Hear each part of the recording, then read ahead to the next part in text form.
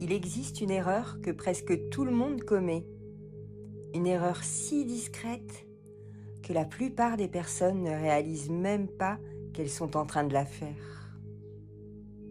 Pourtant, elle influence parfois toute une existence. Le plus étonnant, c'est qu'un conte écrit il y a plus d'un siècle parlait déjà de cette erreur. Mais personne ne s'en aperçoit, parce que tout le monde regarde la tornade, les souliers rouges, la route de briques jaunes, le magicien, alors que le véritable trésor de cette histoire se cache ailleurs. Et dans quelques instants, tu comprendras pourquoi. Tu viens de franchir l'une des portes du cabinet des mondes intérieurs. Derrière chacune d'elles se cache un univers différent. Aujourd'hui, celle qui s'est ouverte devant toi porte un nom. La porte des histoires vivantes. Ici, les contes ne sont plus racontés. Ils sont vécus. Avant d'aller plus loin, installe-toi simplement dans un endroit où tu te sens bien. Si tu en as la possibilité, mets un casque ou des écouteurs. L'ambiance sonore en 432 Hz a été choisie pour rendre cette traversée encore plus immersive. Puis laisse le reste venir naturellement. Tu n'as rien à réussir, rien à analyser, seulement une histoire à vivre. Au début, tu crois simplement sentir une légère brise, à peine un souffle. Elle effleure ton visage, puis disparaît. Quelques secondes passent, et la voilà qui revient, un peu plus présente, comme si elle cherchait doucement à attirer ton attention. Les feuilles des arbres commencent à frissonner. Les hautes herbes ondulent lentement. Le monde semble retenir son souffle. Tu fermes un instant les yeux.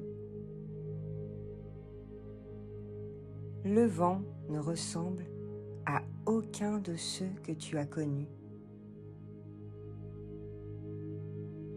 Il ne pousse pas. Il ne force rien. Il invite. Lorsque tu les rouvres, une feuille s'élève dans les airs, puis une deuxième, puis une troisième. Bientôt, des dizaines d'autres les rejoignent.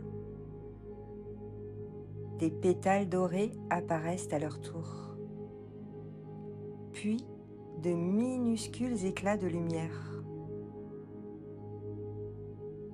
Tous tournent lentement autour de toi.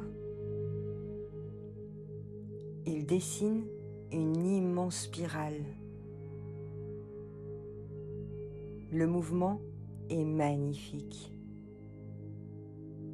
paisible, presque hypnotique.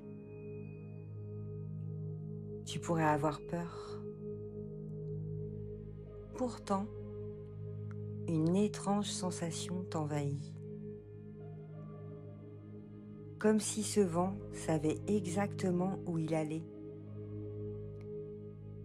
Et qu'il savait aussi que tu étais prêt à le suivre. La spirale ralentit. Encore. Encore. Puis, dans un silence absolu, les feuilles retombent une à une. Le tourbillon disparaît. Et sous tes pieds, quelque chose apparaît. Une brique jaune. Puis une deuxième. Puis une troisième. Tu regardes autour de toi. Il n'y avait rien quelques instants plus tôt. Et pourtant, une route entière est maintenant là. Elle serpente jusqu'à l'horizon. Ces pierres dorées semblent conserver la chaleur du soleil. Tu poses doucement un pied dessus. La sensation est étonnante. Chaque pas paraît alléger un peu plus le poids que tu portais sans même t'en rendre compte. Le bruit du quotidien s'éloigne. Les pensées ralentissent.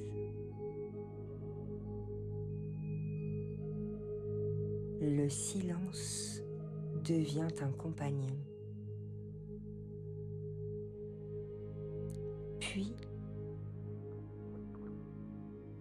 au loin, une silhouette apparaît. Une jeune fille marche tranquillement. À ses côtés, un petit chien trottine joyeusement. En t'apercevant, elle s'arrête. Son sourire est simple, authentique, comme celui d'une personne heureuse de retrouver un ami attendu depuis longtemps. Bonjour, je m'appelle Dorothy. Bienvenue sur la route de briques jaunes. Elle regarde un instant le chemin, puis revient vers toi. Beaucoup pensent que cette route conduit jusqu'au magicien d'Oz. Ils ont raison, mais seulement en partie. Elle laisse planer quelques secondes de silence.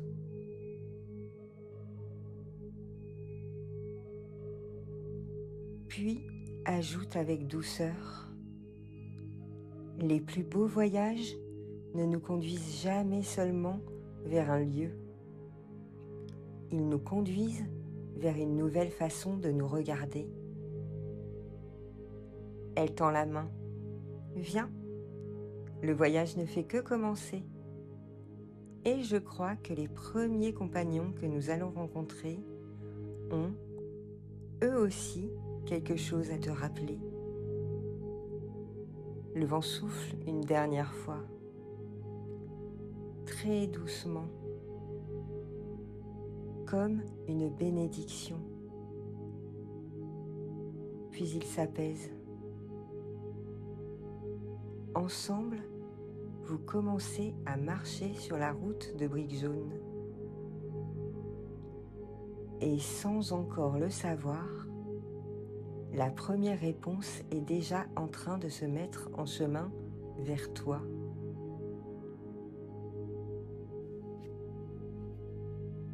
La route de briques jaunes s'étire devant toi. Dorothy marche tranquillement. Toto trottine quelques mètres devant vous, s'arrêtant parfois pour observer un papillon ou poursuivre une feuille portée par le vent. Le paysage semble paisible. Pourtant, plus tu avances, plus tu sens que cette route cherche à te montrer quelque chose. pas avec des mots, avec des rencontres. Après quelques instants, Dorothy ralentit. Au milieu d'un vaste champ de blé se dresse un épouvantail. Son vieux chapeau penche légèrement. Quelques oiseaux se sont installés sur ses épaules sans la moindre inquiétude. Il semble le connaître depuis longtemps. Dorothy t'explique que cet épouvantail est persuadé de manquer d'intelligence. Pourtant, tu remarques très vite une contradiction. À chaque difficulté rencontrée sur le chemin, c'est lui qui trouve spontanément une solution. Il ne cherche jamais à impressionner. Il réfléchit simplement, naturellement, comme si cette capacité faisait tellement partie de lui qu'il ne la voyait même plus. L'épouvantail tourne doucement la tête vers toi. Un sourire malicieux éclaire son visage de toile. Il ne prononce qu'une seule phrase. On passe parfois tellement de temps à chercher ce qui nous manque qu'on oublie de regarder ce qui est déjà là. Puis il descend tranquillement de son poteau, sans bruit, comme s'il avait toujours su que cette route finirait par l'appeler. Ensemble, vous reprenez le chemin. Le vent souffle doucement. Les champs laissent progressivement place à une forêt. Au détour d'un vieux chêne, un léger grincement métallique attire ton attention. Un homme entièrement façonné de fer blanc demeure immobile. Ses articulations semblent figées depuis très longtemps. Dorothy verse quelques gouttes d'huile sur chacune d'elles. Peu à peu, le mouvement revient. Le bûcheron inspire profondément. Son premier geste n'est pas pour lui. Il redresse une petite fleur qui s'était couchée sous son pied. Puis il remercie chacun d'entre vous avec une sincérité désarmante. Tout en lui respire la douceur. Et pourtant, il est convaincu de ne pas avoir de cœur. Tu l'observes quelques instants. Tu vois la délicatesse avec laquelle il touche chaque chose, l'attention qu'il porte aux autres, la gratitude qui éclaire son regard. Le bûcheron se tourne alors vers toi et murmure simplement : « Le cœur ne fait peut-être pas de bruit. C'est pour cela qu'on oublie parfois qu'il est déjà là. » Ces mots restent suspendus dans l'air. Ils n'ont pas besoin d'être expliqués. La route reprend. Le soleil descend lentement. Les ombres s'allongent. Puis, un rugissement traverse toute la vallée. Même le vent semble s'arrêter. Au milieu du chemin apparaît un immense lion. Sa crinière danse autour de lui comme un soleil doré. Il est impressionnant. Pourtant, lorsque tu croises son regard, tu n'y découvres aucune agressivité, seulement une immense hésitation. Dorothy avance la première, sans peur. Le lion baisse doucement la tête. Il semble presque soulagé que personne ne cherche à fuir.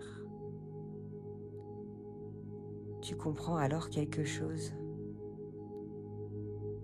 Le courage ne ressemble pas toujours à ce que l'on imagine. Parfois, il porte le visage de quelqu'un qui tremble,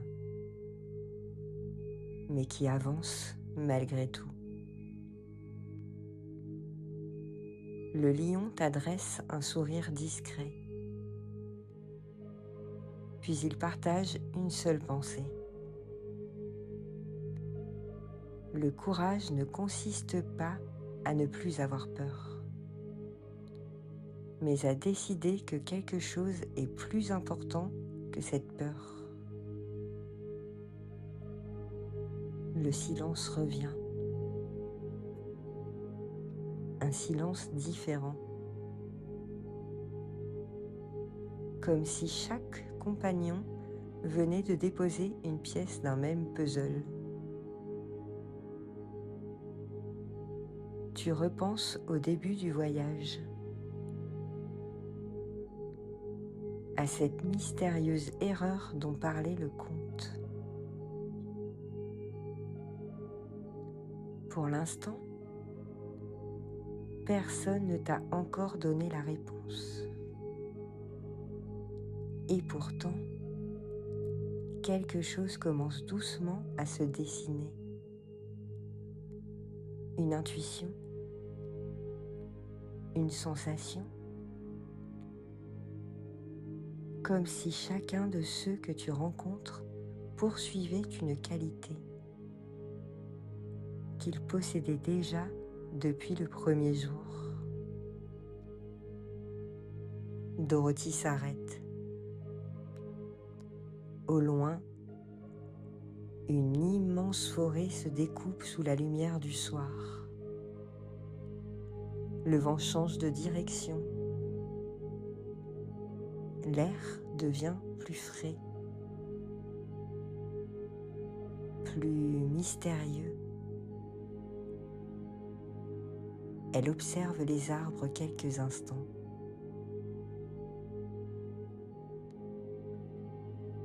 Puis reprend la marche, sans se retourner. Tu comprends alors que la route de briques jaunes ne te conduit pas seulement vers la cité d'émeraude. Elle te prépare à une rencontre, peut-être avec le magicien, ou peut-être avec la vérité que tu es venu chercher depuis le début.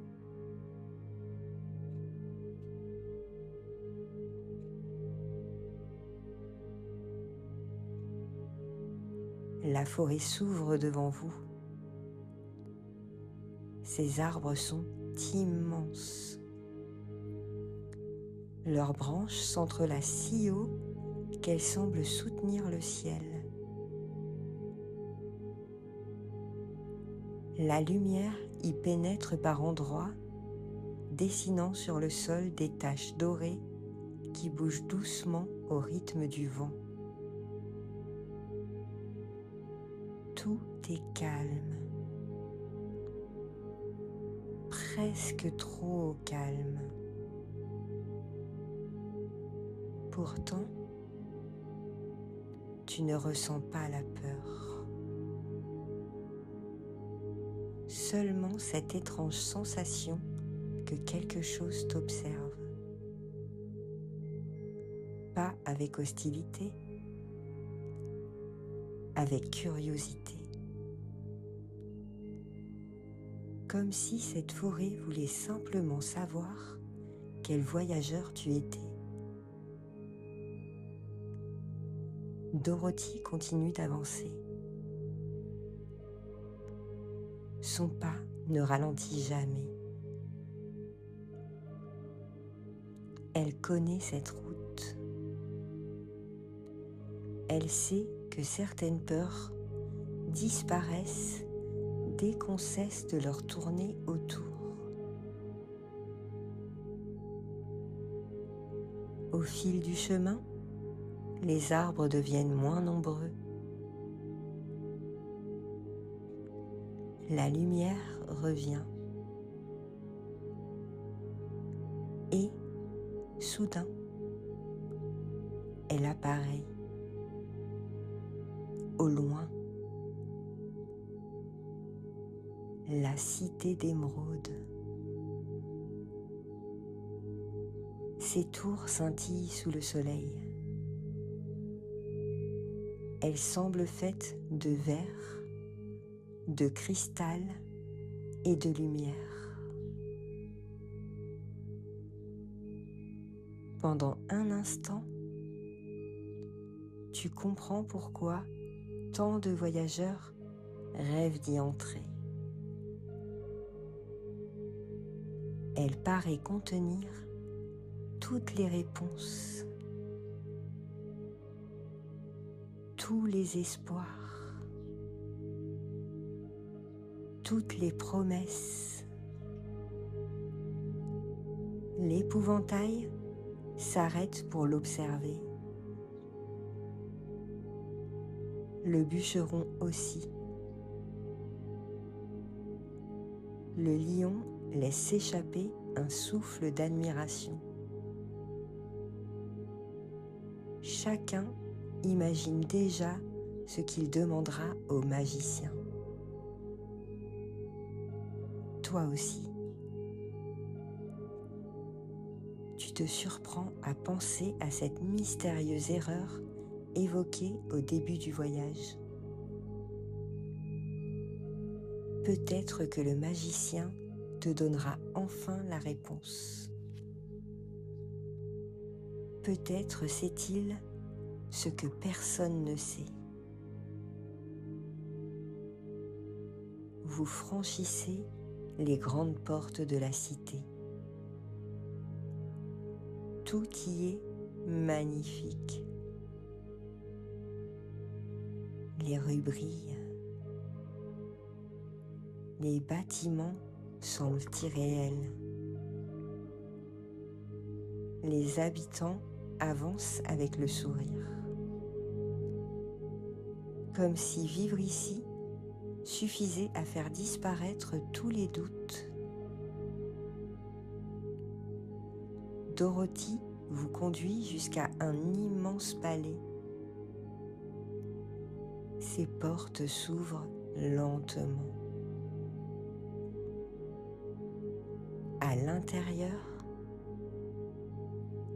une salle immense. Le silence. Puis, une voix grave, puissante. Elle semble résonner dans toutes les directions à la fois. Impossible de savoir d'où elle vient. Impossible aussi de distinguer celui qui parle. Le magicien est partout et nulle part. Il connaît déjà le souhait de chacun. L'épouvantail désire un cerveau. Le bûcheron souhaite un cœur. Le lion espèrent devenir courageux. La voix promet d'exaucer leurs vœux, mais seulement après une dernière épreuve. Le silence retombe. En quittant le palais, tu remarques quelque chose. Aucun de tes compagnons ne paraît déçu. Au contraire, tous semblent plus confiants qu'à leur arrivée. Comme si le simple fait d'avoir exprimé leurs désirs les avait déjà transformés. Vous reprenez la route. Cette fois, elle conduit vers un vieux château abandonné. Le vent souffle plus fort. Le ciel devient plus sombre. Dorothy ne prononce toujours presque aucun mot. Pourtant, sa présence suffit à rassurer tout le monde. Tu observes chacun de tes compagnons. L'épouvantail continue de résoudre les difficultés rencontrées sur le chemin. Le bûcheron reste attentif au moindre être vivant. Le lion marche désormais en tête du groupe. Non pas parce qu'il n'a plus peur, mais parce qu'il refuse désormais que cette peur décide à sa place. Tu souris, sans vraiment savoir pourquoi. Puis une pensée traverse doucement ton esprit. Et si, depuis le début, le magicien n'avait rien à donner? Et si le voyage servait seulement à permettre à chacun de découvrir ce qu'il possédait déjà? À cet instant, Dorothy ralentit, comme si elle avait entendu cette pensée.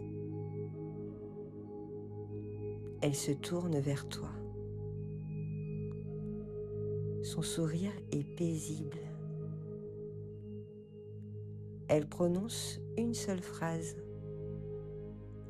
Certains voyages ne nous apportent rien de nouveau. Ils nous révèlent simplement ce que nous avions cessé de voir. Puis elle reprend sa marche. Devant vous, le vieux château se dessine dans la lumière du soir. Tu sens que quelque chose d'important t'y attend. Peut-être pas une bataille, peut-être une révélation. Et, sans même t'en rendre compte, tu n'attends déjà plus vraiment de rencontrer le magicien. Tu attends de comprendre pourquoi cette route t'a conduite jusqu'ici. Le vent se lève une nouvelle fois, très doucement, comme au premier jour. Mais cette fois, tu n'as plus l'impression qu'il te pousse. Tu as l'impression qu'il marche à tes côtés. Et tu comprends que la fin du voyage est toute proche. Le vieux château se dresse devant vous. Il semble abandonné depuis des années. Ces pierres portent les traces du temps. Le vent s'engouffre entre les tours avec de longs souffles graves. Pourtant, quelque chose a changé. Lorsque tu observes ce château maintenant, tu ne ressens plus la même appréhension. Tu repenses au lion, à l'épouvantail, au bûcheron. Aucun d'eux n'était devenu quelqu'un d'autre. Ils avaient simplement cessé de croire qu'il leur manquait quelque chose. Vous poussez lentement la grande porte. À l'intérieur, le silence. Puis, une lumière. Elle grandit doucement, sans éblouir, sans imposer sa présence. Elle révèle simplement ce qui était déjà là. Lorsque vous revenez auprès du magicien, quelque chose est différent. Cette fois, tu ne cherches plus une réponse. Tu cherches à comprendre. Le grand rideau qui semblait autrefois si impressionnant se met à bouger,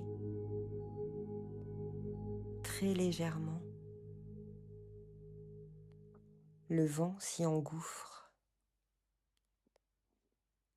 Le tissu se soulève. Et derrière lui, tu découvres un homme ordinaire,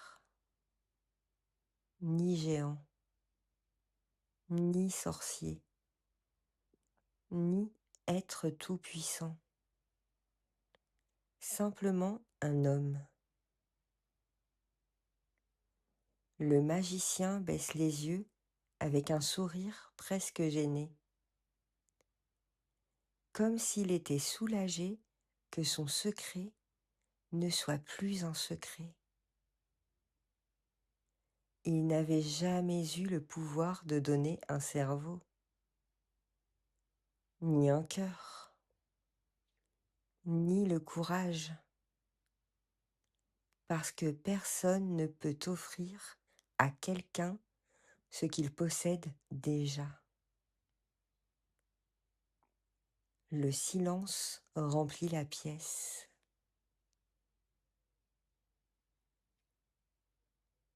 L'épouvantail sourit le premier. Le bûcheron laisse échapper un léger rire. Le lion ferme les yeux quelques instants, comme si, au fond de lui, il connaissait déjà cette vérité depuis longtemps. Dorothy se tourne alors vers toi. Elle ne parle presque jamais, mais cette fois, ses mots semblent traverser tout le voyage. Le magicien ne nous a jamais transformés. Il nous a simplement conduits jusqu'au moment où nous étions prêts à nous reconnaître. Ces paroles résonnent longtemps. Puis le palais commence lentement à disparaître. Les murs deviennent lumière. La lumière devient vent. Le vent redevient une simple brise.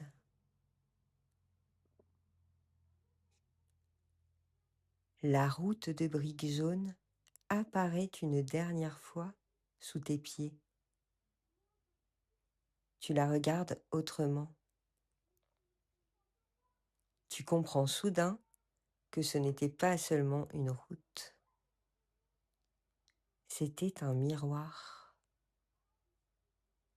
Chaque rencontre t'a montré une partie de toi. L'intelligence que l'on oublie de reconnaître. La sensibilité que l'on croit insuffisante. Le courage qui avance malgré les doutes. Tu t'arrêtes quelques instants. Tu inspires profondément.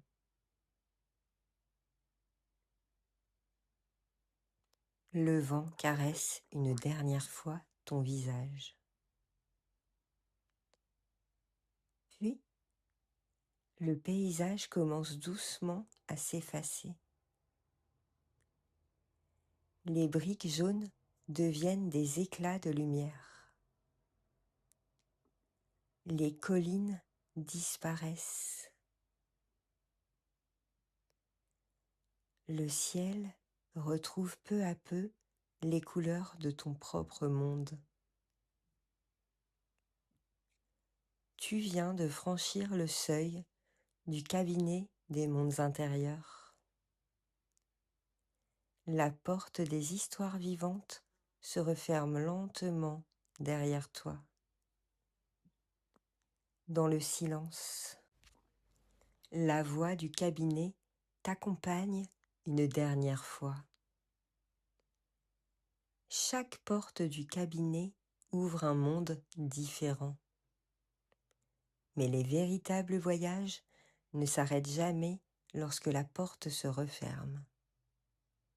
Ils continuent de vivre en nous. Si cette traversée a trouvé un écho en toi, j'aimerais beaucoup connaître ce qu'elle t'a inspiré. Chaque voyageur découvre un détail que les autres n'avaient pas remarqué. Peut-être partageras-tu le tien. Et si tu souhaites revenir explorer d'autres portes du cabinet des mondes intérieurs, tu peux t'abonner et activer la cloche. Ainsi, lorsque l'une d'elles s'ouvrira de nouveau, tu seras parmi les premiers à la franchir. Si tu souhaites aider le cabinet à continuer d'ouvrir ses portes, tu peux également laisser un simple j'aime.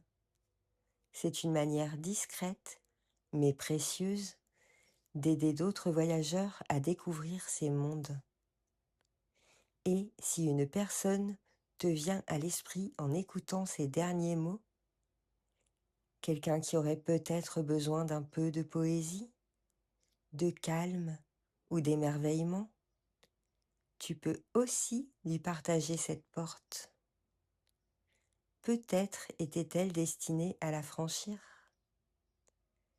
Merci d'avoir voyagé ici. Prends soin de toi. Et surtout, n'oublie jamais, les histoires les plus précieuses ne nous apprennent pas qui devenir. Elles nous rappellent doucement qui nous étions déjà. À très bientôt pour franchir une nouvelle porte du cabinet des mondes intérieurs.